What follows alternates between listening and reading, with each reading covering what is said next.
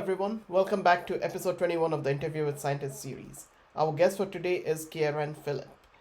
Ciaran is a forensic scientist and founder of Sure Science Consulting in Toronto. He holds a Bachelor's of Science in Chemistry and a Master's of Science in Forensic Science. Today we'll talk to him about forensic sciences, the exciting things that happen behind a crime scene, and about chemistry. Welcome, Ciaran. I'm glad you Thanks a joined lot, us. Chinmaya. Nice to be here. Nice to be here. I've been a fan of the movement, so I'm glad to be considered as a guest for the Addictive Brain podcast. Thank Thanks a you. lot for bringing me on. Thank you. So let's start with your background. Can you tell us more about what sparked your interest in science, especially in chemistry? Well, what's back my interest in science? I think when I was younger, the channel on TV TLC used to be called the Learning Channel Yeah. more frequently, and that had a lot of educational content, bringing right to your home. Okay. And I think that really sparked my interest in going out and experimenting and changing things and seeing what I could find out. Okay. So I think that's really what inspired me to be a scientist first and foremost. Uh-huh. In terms of forensic science, I'm definitely a fan of all the crime shows. Okay. And for me, the one that really pushed me into forensic science was the original CSI show that took place in Las Vegas. Okay. So that came out, I started watching that around 2002, 2003. Okay. So that's really cemented my interest in forensic science. Interesting. I have been a fan of CSI, but lately I missed everything. Yeah, there's been so many updates. Yes, Crazy how that movement has gone. definitely. So some of us find chemistry boring, including me. I'll just raise my hand for that. So do you have any suggestions to make how to make chemistry fun for new How students? to make chemistry fun? I think chemistry is one of those sciences that we take for granted because everything is chemistry. Like the American Chemical Society Yeah. has a journal now called Chemistry, the Central Science. And I Yes. think it's so central because it's all about our senses and how we perceive the environment around us. Yeah. It's all about how matter is interacting visually. It's making sounds, it's making smells. You can see things bubbling. So I think chemistry is fun when you do a lot of demonstrations to let people know. Like one of the demonstrations I loved was the test for hydrogen. I remember seeing my teacher do that, putting dimly, it's like, how do you describe it? Like you light a splint and then you out it. So it's still smoldering and you put it into the test tube and it pops. Like, I was like, those kinds of tests, for me, really made chemistry interesting. So I think a lot of demos, you need to be able to see people doing the chemistry. Yes. And now that we have YouTube and, the virtual world, you could do a demo, record it today, and have that preserved for posterity to show people every now and again. So definitely, I think, letting people see the science, letting people smell the smells, hear the sounds, see the color changes. That's how you make chemistry fun. And I definitely agree with this on this with you. One of my previous guests was Jack, the founder of Bunsen and Burner BMD. He is a science teacher, and Okay. we were discussing about how to make science fun, and we both agreed like science is not just behind, or any other subject is not just behind reading over the books. It's more about practical applications and how do you use in day-to-day life. So you cement that point as well today. Of course. So can you tell us more about your consulting firm? Well, I run a small little company right now called Sure Science Consulting. And what I really enjoy doing is providing people with accurate and reliable information Okay. that helps them make better decisions. So, I like to think of myself as somebody who has a sophisticated scientific acumen as well as competent communication capabilities. Yeah. So when I combine those two, I can help people, basically do their jobs better, Okay. better understand science, Yeah. and better apply science so that they could make better decisions. Yes. So for me, I like writing and editing. So I do a lot of that work. I've written some textbook chapters for an e-textbook specifically related to STEM, talking about scientific discoveries or innovations and inventions that have been done by Canadians to really improve a vast number of processes throughout the world. So I've done writing for that. I've done editing for a social scientist Okay. who's also looking to publish her research. I actually edited one of her research papers that was accepted by a peer-reviewed publication. And I also do reviewing for persons who are in the forensic sciences. And it's very important to have somebody review your work so that you're communicating the science well. So I've reviewed some technical reports from forensic scientists, and I've also written technical reports describing how we use forensic science and how we apply these scientific concepts to bring results that are accurate and reliable that will help the justice system make better decisions in terms of guilt or innocence. Interesting. So, what is science communication for you? How do you define Well, science that's a good communication? question. And I like to tell people that science communication, there's no one authority. Yeah. So science communication right now is really broad and it's really developing in a lot of different areas and a lot of different directions. But mainly what we do in science communication, it's all about helping people learn, understand, and use science. And there's two branches to it. There's in-reach, which is scientists talking to scientists about how we could better learn, understand, and use science. And then there's outreach, that's scientists talking to non-scientists about how we could better use or learn, understand, and use science. And I like dabbling in the two. I'm definitely one of those persons. I love talking about the scientific concepts at the high level with other scientists.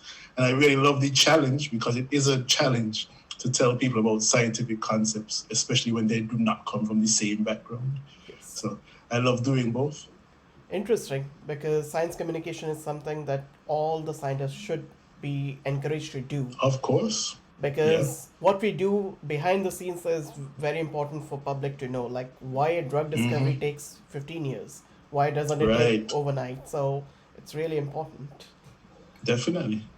And I also like to tell people that, it's like science communication is so broad now because I was reading an article that came out in Chemical and Engineering News recently about deaf chemists and how they have to interpret science from interpreters about chemical concepts. And that is actually something that is really difficult because, could you imagine just up until a few years ago, there was actually no sign in American Sign Language for the electron or the atom.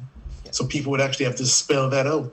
Yes. But for deaf persons, especially persons who have been deaf all their lives, they have very little understanding of what atoms means in chemistry. They need somebody to be able to give them a sign that communicates the concept really concisely. So, I was reading that article. I found it incredibly interesting. It was really insightful because deaf chemists are out there. They're part of our community. They're part of our science. And how we communicate with them is really important for all of us to continue making the discoveries that matter. Yeah, definitely. We should be inclusive of everyone in science. Of course. So let's switch sides and let's talk about forensic science, the hot topic for today. So what is forensic science? What is forensic science to you? And how is it different from the normal science that we do in our lab as a biologist or as a chemist? Okay, well, in short, forensic science is using scientific techniques to answer legal questions. And like I always mention, it's all about giving people accurate and reliable information so that they can make better decisions. To me, really, what I really enjoy about forensic science and the definition that drives me is this idea that you have a really important thing to do, really important job, and it's all about fairness and balance and transparency. And how are you going to achieve that as best as possible? You might look at a number of different methods. One of these things might be debating the facts that are in dispute. That's why you have lawyers on two sides, the prosecution and the defense. Yes. But ultimately, we need to have facts that all of us can agree on. And that's what forensic science is. It's all about explaining the evidence in a way that people completely understand and both sides can accept. People can understand that, if you find a fingerprint on a particular surface, and because we understand that fingerprints are unique to each individual, then it has to mean that that unique individual was identified as the person who touched that surface at some point in time. It doesn't necessarily mean that this is the person who committed the crime. It could just mean that this is the person that touched this surface 10 years ago, and we just so happen to just now be finding the fingerprint. So these are the things that I think forensic science is really useful for. Yeah. And, the issues that we really need to discuss, all about giving people facts that both sides can agree on and both sides understand completely. Definitely. How is it different from the science that we do? I mean, forensic science is also very, very broad. There's several disciplines to it. Okay. You could think about the chemistry or material analysis arm of forensic science, looking at things like explosives, looking at things like fibers that transfer between materials, or paint that transfers when somebody tries to break into a house and they use a tool. They might scrape off some of the architectural paint, carry some of that with them. So that kind of analysis is really, pretty much the same as it would be in any kind of chemistry lab. You're using a variety of different tools to look at the physical and chemical characteristics of materials, so that you can identify these materials and say, all right, this material is definitely the same type of paint that you would find on this window or any other window that is painted with this type of paint. Okay. They could also look at the DNA arm of forensic sciences. A lot of people would know about this. Using DNA and looking specifically at short tandem repeats that are mostly in introns in your DNA to develop a profile that is unique to an individual person. So using STR profiles, we're able to basically say, there's a 1 in many people chance that this profile would have occurred in the population at random. Okay. And that enables us to identify persons. And that is a very specific method of DNA analysis. It's very different from what we used to do before in terms of looking at whole genome amplification and trying to understand the evolution of different species. Using STR profiles is something that is unique to forensic science. Okay. But it's since been expanded, I should say, because you have a lot of genetic genealogy, ancestry DNA, and so on. Okay. Just give me a second. For some reason, my camera... Okay, now it's okay. I was blurred for some reason. Right. So, coming back to the topic, so a PCR, what we do for example, a COVID test would remain the same process, would remain the same in a forensic experiment as well? Yeah, definitely. I mean, when you look at the development of the polymerase chain reaction, it was something completely separate from forensic science. Yeah. But it made what we do so much better, because looking at really, really small samples, sometimes in forensic science, you find, low copy number DNA, like very, very small samples. We're talking about picogram amounts. Yes. And people are now able to amplify those using PCR to get whole genome, not whole genome, but entire STR profiles that are able to identify people. Okay. So there are definitely similarities. PCR is, of course, a biochemical method, and we use that very frequently, with several modifications, actually, in forensic science. Okay, good to know that part. So, as you said, can we identify a crime scene if it occurred like 10-15 years ago, and can we get fingerprints from the crime scene? Like, how long do the fingerprints stay on a surface? That's a very good question. There's actually been so much work that has already been done in that area, because it turns out that depending on so many different variables, you could actually find fingerprints on items for a very long time. And there's a lot of, like I mentioned, it's a lot of different variables. But just to give you some background, because the skin on our hands has what's called friction-rich skin, which enables us to grip things better. And because we're always touching things with our hands, and the skin on the hands is actually sweating, can sweat. Yes. It can produce a very specific type of sweat called eccrine sweat. Yeah. And when you touch surfaces, you're leaving the pattern of your friction-rich skin behind in eccrine sweat. Mm-hmm. And we can actually identify that based on, the physical and chemical characteristics of eccrine sweat. Okay. So we could use different chemical reactions that look at the proteins and amino acids that are in eccrine sweat. Different chemical reactions that look at the water that is in eccrine sweat. We could also do physical techniques such as using powders that would help us visualize these friction-rich patterns on different surfaces. Okay. But because it's in sweat, it could evaporate, it could be wiped off, it could be smudged. Yeah. So a lot of different things happen. And then you have porous surfaces where the sweat can actually soak into. Then you have non-porous surfaces where the sweat would sit on top of. So there's a lot of different factors Okay. that go into how long or how persistent the friction-rich patterns are in different surfaces. Okay. But depending on the environment, if it's really cold outside, or if it was something that is buried, or something that is put inside of another container and held in a temperature control room, you could always find those friction-rich patterns, much, much later. Or sometimes you can't even find them at all. Sometimes somebody might touch a plastic bottle that they were drinking out of, throw it out of their car on a hot day. And because it's really hot and all the sweat evaporates, you might never ever find any trace of fingerprints on that item. Okay. So there's a lot of different variables that go into it. Interesting. Thank you. So what's the most challenging part of your job? The most challenging part, I would say, is you're always looking for evidence or results that are going to help you answer these sometimes complex legal questions. Yeah. So sometimes you get a really complex legal question like, who were all the people involved in making this criminal act happen? And, you might think that you could answer that based on, how many people were in a particular vehicle. Yes. And sometimes you could only find evidence such as DNA that is conclusive to identify one person. Sometimes you find DNA and you think, all right, it's going to be conclusive to identify one person, but it's a complex mixture of different people.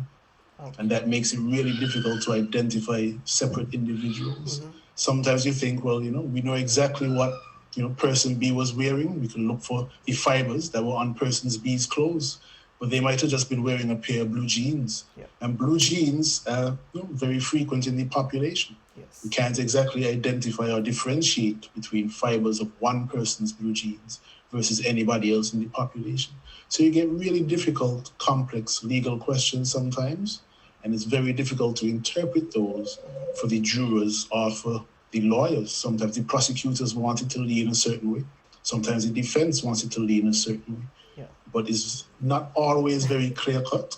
Yes. And it's very difficult to tell people what an inconclusive result means, because sometimes it means like, I found fibers that I think are really individual, but there's only a few of them. Okay. Does that mean that the person who had on this individual item is the person that was sitting down in this particular area? I don't know. It might not be enough fibers. So I have to tell you the number of fibers and what that means. And is it possible that very few could have transferred or a lot more could have transferred? Yes. You could really get down in the weeds about these things. Okay. So those things are really difficult. Interesting. So if we have five suspects wearing the same 5 blue jeans from the same company, it would be really hard for you. I mean, if you have 5 separate suspects and you're looking for one person, but they were all wearing the same thing, then the forensic science at that point, in terms of looking specifically at fibers that have transferred from blue jeans, is not going to be individualizing. So that is indeed a challenge. Okay. So what questions do you ask when you reach a crime scene? It's very good. I like that question. Definitely, when you get to a crime scene, what you want to do is talk to the person that arrived there first. Yeah. And you want to get the information that they had. So usually what we would ask is, what did you see when you got here? Or what were you told that made you come to this location? Okay. So once we have that background, then we get into things like, all right, so specifically walk me through what happened. So we want to actually go physically from the point of entry. If it's like a break-in, you want to go to that place where the person accessed the location. It might have been a window that was broken. All right, then after that, let's go to the next spot, somewhere where you would have seen something got ransacked or some drawers that were supposed to be closed are now been left open. So we go to that location, and we make observations as well. Then we want to go through the scene until we can get to the point of exit. So that place where the suspect or perpetrator would have left the location. We want to look at that as well. And basically what we're trying to do is get an overall picture of the events that would have happened so that we could have a strategy going forward with how we're going to collect evidence. So, of course, the best place to collect your evidence would be that place where the person who committed the criminal act would have entered, they would have gone to place A next, then place B, then place C, then would have exited. And we call that the path of evidence. So that's really important for us to get to know. When we get to a crime scene, we want to know what information brought the first responder there. What did the first responder observe? And we want to go through those observations together to see if we could actually start to get a strategy devised with how we're going to collect our forensic evidence. Interesting. So you create a visual map and then you proceed with the investigation. Definitely. Great. So what is the golden rule of investigation? The golden rule? That's interesting. I've never ever thought about that, the golden rule of investigation. But definitely what you want to do, any investigator that, going out, even a principal investigator in a research lab, what you really want to do is you want to devise tests or strategies that are going to find the information that helps you answer your overarching question. So for many people in forensic science, the overarching question might be, who did this? Or the overarching question might be, what happened? So you want to devise your tests or your strategy all around your overarching question. And I think that, you should always try to remember that you're looking at evidence that it could go many different ways. You're not trying to decide or conclude that, is it that the wife did this or is it that the husband did this? You're just trying to find out who did this. And, the evidence might be pointing in a direction that you expect, and it might be pointing in a direction that you don't expect. And I think, it's very similar to working in research.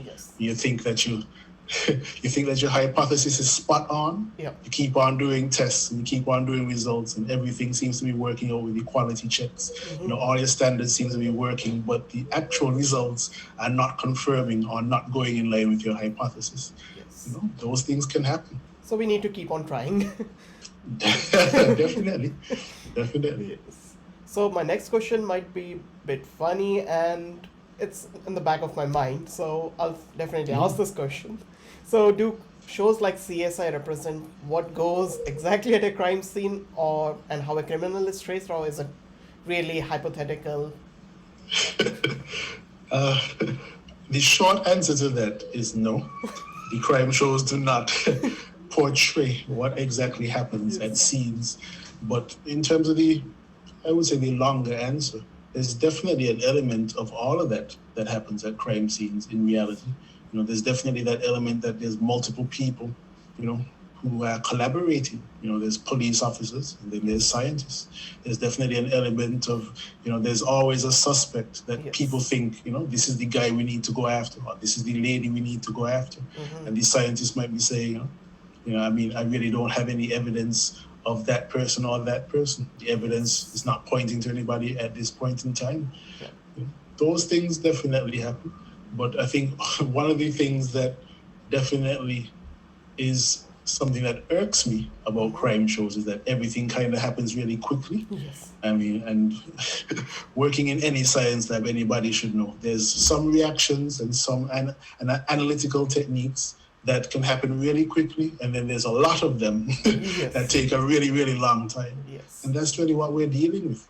When we go to crime scenes and we collect evidence, we might take, just about 30 minutes to pick something up.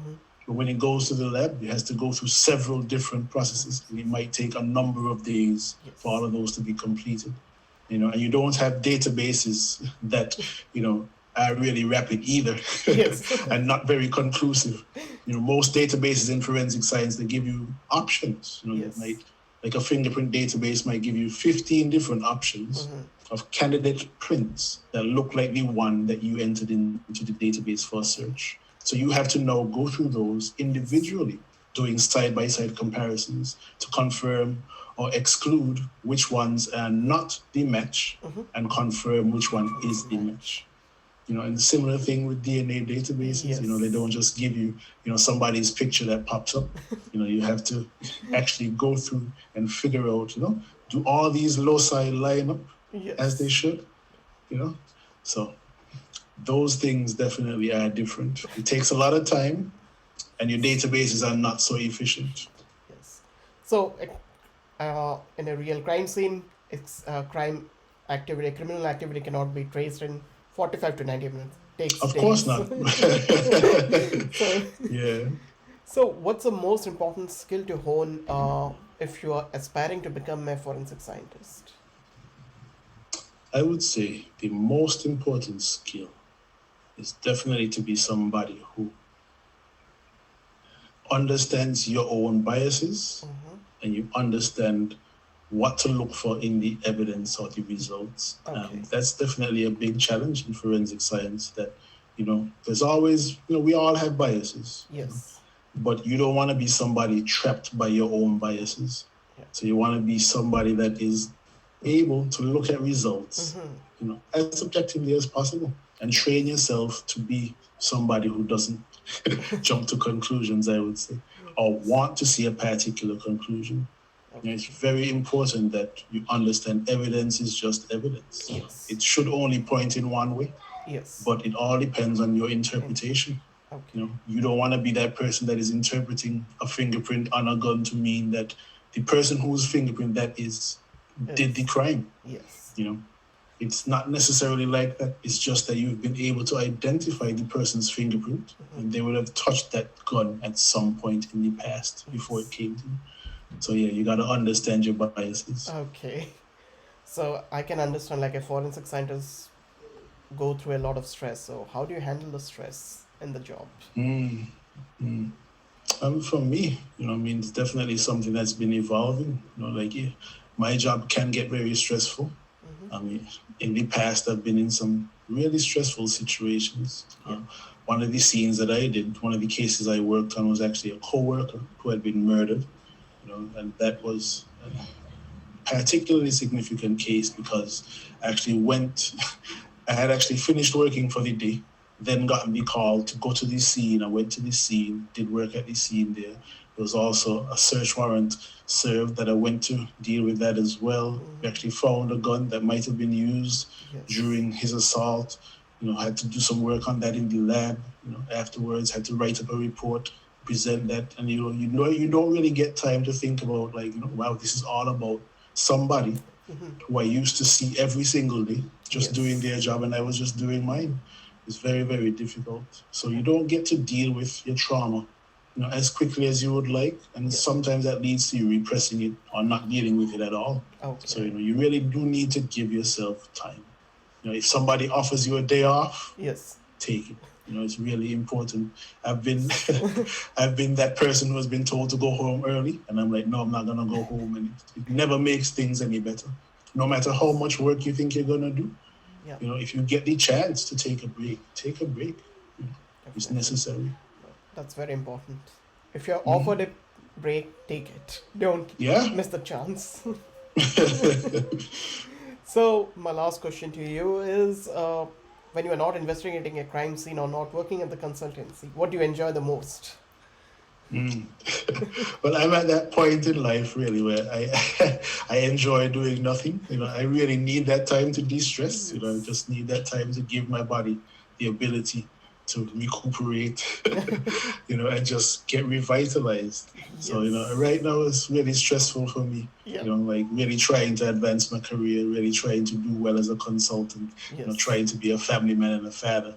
And, it always seems like a lot of things are going on. So, like I said, if you get a chance to take a break, you gotta take it. And that's what I really enjoy, having time to take breaks, even doing something like, going out, taking a walk with my wife. We like to do walks now, especially now in Toronto. That we have sun, a little bit later down in the evening. We like to go for walks. Just something that simple. It's really helpful in terms of recuperating from the day. Of course. Thank you very much, Ciaran, for sharing your experiences and sharing all the insightful things that you told us.